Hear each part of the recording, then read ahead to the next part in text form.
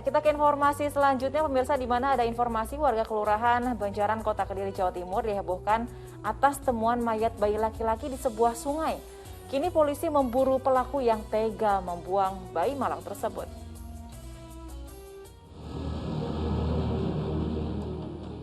Bayi berjenis kelamin laki-laki ini ditemukan tewas oleh seorang anak yang sedang melintas di samping aliran Sungai Kresek, Kelurahan Banjaran, Kota Kediri, Jawa Timur.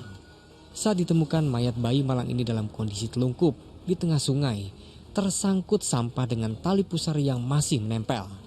Menurut keterangan Lurah Banjaran, dirinya mendapatkan laporan dari Ketua RT setempat terkait temuan jasad bayi yang kemudian dilaporkan ke polisi. Dari keterangan RT di sekitar lokasi temuan mayat, tidak ada warganya yang sedang hamil.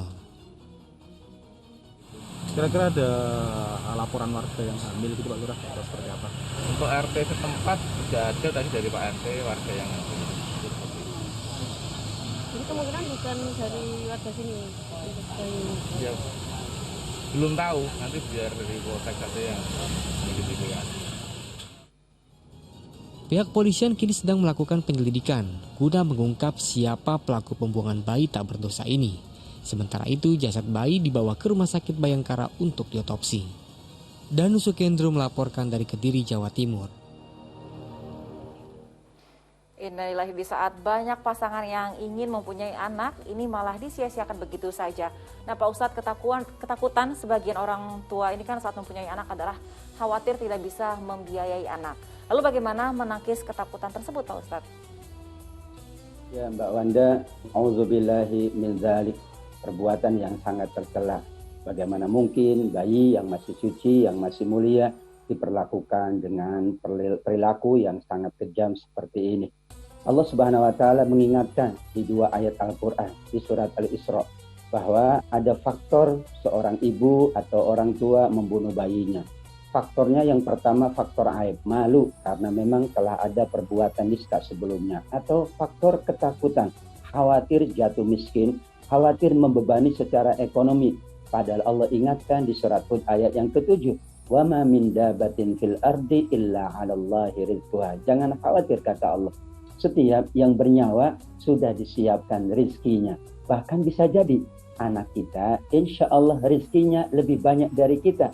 Asalkan kita yakin dengan Allah, kita sungguh-sungguh berikhtiar, kita berikan pendidikan yang terbaik, anak kita akan jauh lebih sukses. Jadi ini sesuatu yang jelas bertentangan dengan firman Allah Subhanahu wa taala.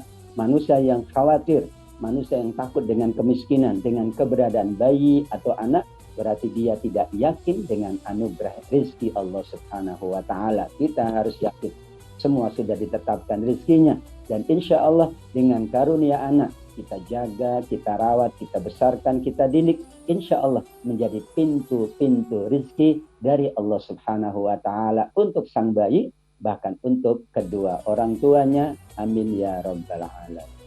Amin ya rabbal alamin. Memang juga banyak yang bilang kan banyak anak banyak rezeki begitu ya Pak Ustadz ya. Nah Pak Ustadz, disebutkan dalam Al-Quran bahwa anak yang dimiliki ini bisa menjadi ujian bahkan cobaan. Ini bisa dijelaskan lebih detail lagi Pak Ustadz?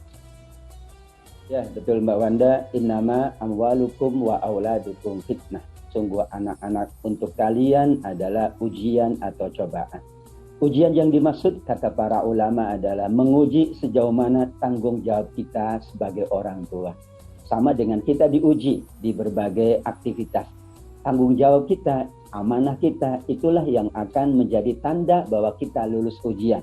Orang tua yang mampu bertanggung jawab kepada anaknya sampai ia dewasa, sampai kemudian menjadi orang tua kembali, justru menjadi pintu-pintu surga karena ia berarti lulus bertanggung jawab. Ujian pula disebutkan di surat Al-Anfal 28, wa annallah indahu ajrun azim. Kenapa ada ujian, kenapa ada cobaan? Karena Allah siapkan pahala yang besar, ajrun azim.